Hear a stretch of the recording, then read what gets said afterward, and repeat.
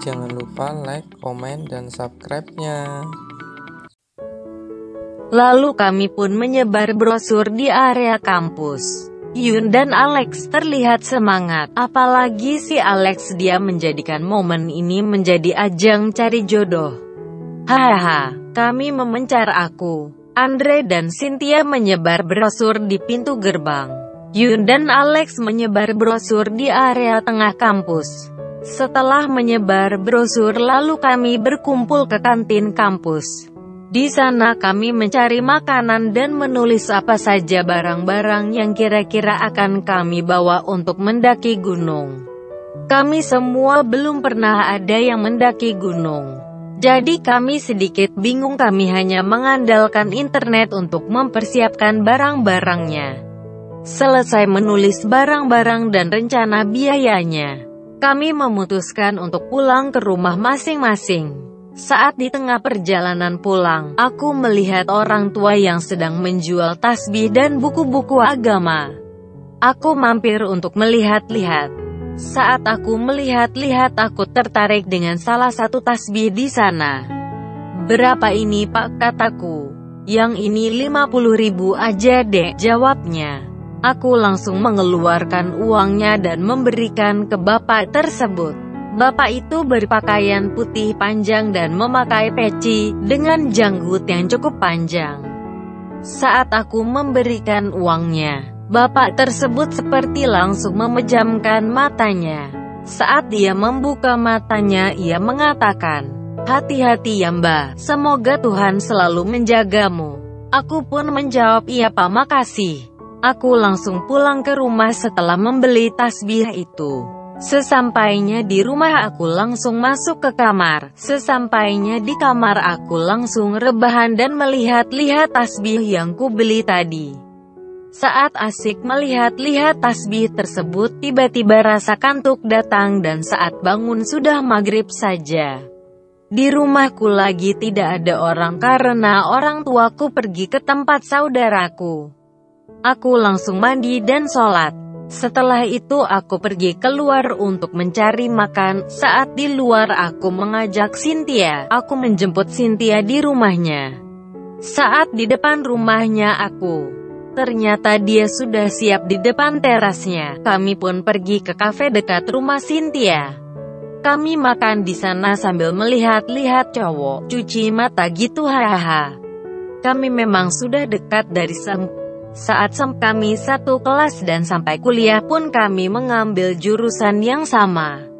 Tidak terasa jam sudah menunjukkan jam 10, kami pun pulang. Karena sudah cukup malam, aku pun menginap di rumah Cynthia. Saat masuk ke rumah Cynthia, kami mengucapkan salam tentunya dan dijawab oleh orang tuanya yang sedang berada di ruang tamu. Lalu Cynthia mengatakan Mahriska menginap malam ini di rumah. Ibunya Cynthia menjawab, "Iya, sudah pada belum?" Aku menjawab, "Sudah tante, tadi di luar." Ibunya Cynthia menjawab, "Ya udah, kalau mau ambil cemilan di belakang ada di kulkas." Cynthia menjawab, "Oke bos." Dari dulu memang aku sudah sering menginap di rumah Cynthia dan sebaliknya. Keluarga kami pun sudah kenal satu sama lain. Di malam hari aku bermimpi dikejar-kejar oleh sesuatu. Aku terus berlari sampai ada satu cahaya dan aku berlari ke cahaya tersebut. Aku pun terbangun dalam keadaan berkeringat dan kaget. Aku ambil segelas air putih untuk menenangkan diriku. Aku melihat Cynthia, dia tidur dengan pulasnya. Di mulutnya ada air liur yang bercucuran yang membuatku sedikit tertawa. Di saat itu aku melanjutkan tidurku. Sebelumnya aku membaca doa tentunya. Saat subuh tiba, aku membangunkan Cynthia tetapi dia masih tidur dengan pulasnya. Aku pun pergi ke belakang untuk mengambil air wudhu, dan aku sholat di kamar Cynthia. Setelah sholat aku memainkan handphoneku, tidak terasa matahari sudah cukup tinggi. Di saat itu aku membangunkan Cynthia. Saat dibangunkan dia hanya membolak-balikan badannya saja. Sampai aku berinisiatif untuk mencipratkan air ke wajahnya. Dia pun kebangun sambil mengatakan, "Banjir, banjir, banjir." Aku pun tertawa, sambil mengatakan, "Banjir palelo, hahaha." Selang beberapa saat aku dan Cynthia dipanggil oleh mamahnya untuk sarapan. Setelah mandi kami menuju ke meja makan. Di sana mamahnya Cynthia menanyakan kabar keluargaku dan obrolan yang lainnya. Kami berdua pun menceritakan bahwa kami akan mendaki gunung saat liburan nanti. Dia pun mengizinkannya dengan syarat harus selalu berhati-hati. Hari ini adalah hari Minggu. Aku pun pulang ke rumah saat siang hari. Saat sore aku dan teman-temanku janjian untuk kumpul-kumpul. Saat aku pulang ke rumah, di saat membuka pintu aku merasa merinding. Aku tidak pernah merasakan seperti ini di rumahku. Aku tidak terlalu memikirkannya. Aku langsung ke kamarku saat aku sedang mendengarkan musik. Ada yang mengetuk pintu rumahku. Tok tok tok tok. Aku pun membukakannya. Saat aku membukanya tidak ada siapa-siapa. Saat aku menutupnya lagi dan berbalik, saat sudah melangkah 5 kali, tiba-tiba ada yang mengetuk lagi. Saat dibuka tidak ada siapa-siapa. Di saat yang bersamaan, bulu kudukku berdiri dan hawa dingin mulai terasa lagi. Aku pun lari ke kamarku dan menarik selimutku. Di dalam kamar aku menyetel musik dengan kuat agar dapat mengalihkan pikiranku. Setelah beberapa saat aku merasa sudah tenang, dan aku merasa mengantuk lalu aku memejamkan mataku. Tiba-tiba ada yang mengetuk lagi. Tok tok tok tok. Mataku tersentak terbuka. Aku mulai merasa takut kembali. Suara ketukan semakin kencang. Aku membawa sapu saat menuju pintu. Dengan berjalan pelan-pelan, ku beranikan diriku membuka pintu. Saat aku buka tiba-tiba ada yang berteriak, lalu aku memejamkan mataku dan memukul-mukul dengan membabi buta. Lalu ada yang bertarik, "Woi, woi, woi, ini gua." Aku pun membuka mataku dan melihat Andre yang memegangi kepalanya. Aku pun tertawa sampai sakit perut.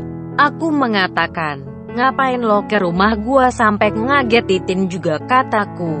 "Iya kan lu yang minta dijemput," kata Andre. "Minta jemput," kataku, sambil bertanya-tanya.